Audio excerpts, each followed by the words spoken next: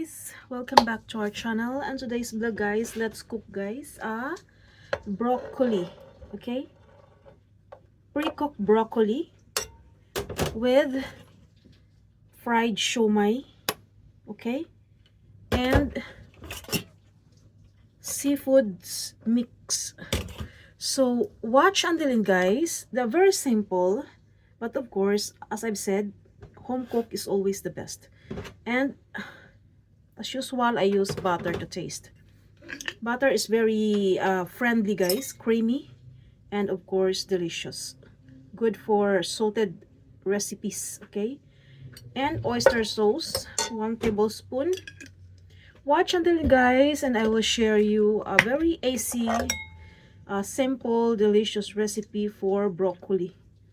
And 2 tablespoons of soy sauce. This is our seasoning guys for our simple broccoli recipe. And for the umami, this one guys is not salted. This one is fish dashi or seasoning powder, fish seasoning powder. Not too much salty, deep umami, okay?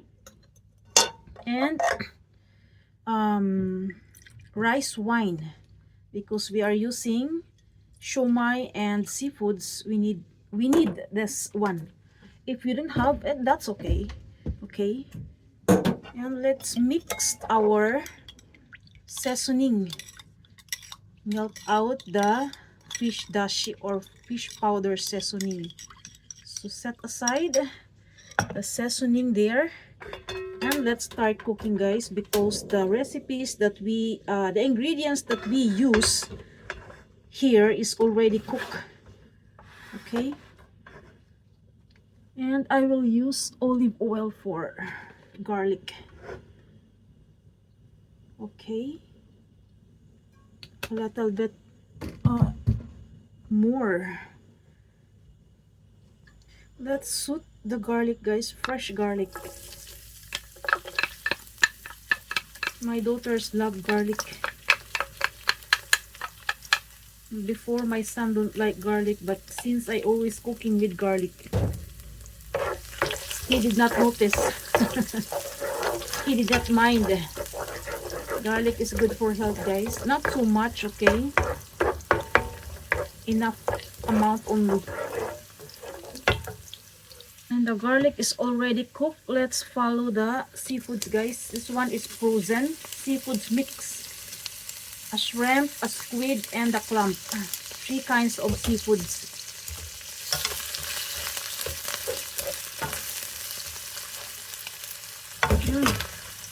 And let's put the butter so that it would not melt out.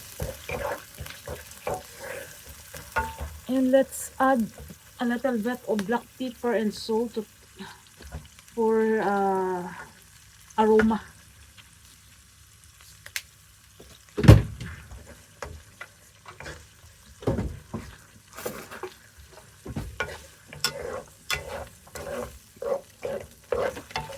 Thank you guys for always watching my recipes, and please don't forget to leave comment guys, so that your comment is my guide to also to watch or to enjoy your recipes.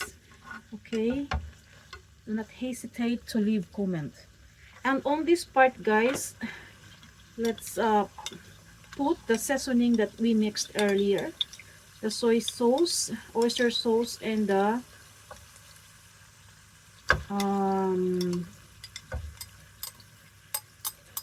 oyster sauce, soy sauce, sake or rice wine with fish dashi.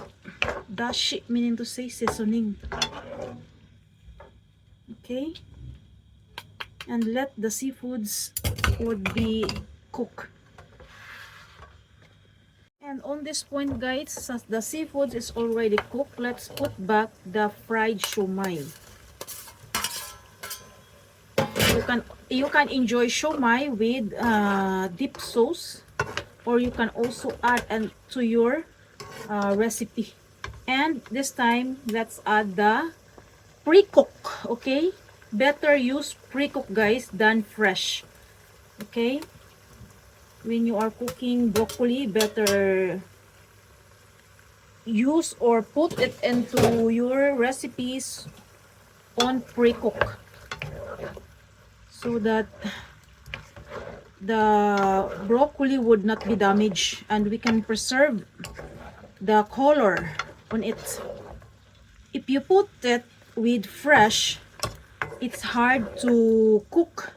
It takes time, and it will turn into damage, and also the, what we call this, the freshness or the color would become dull.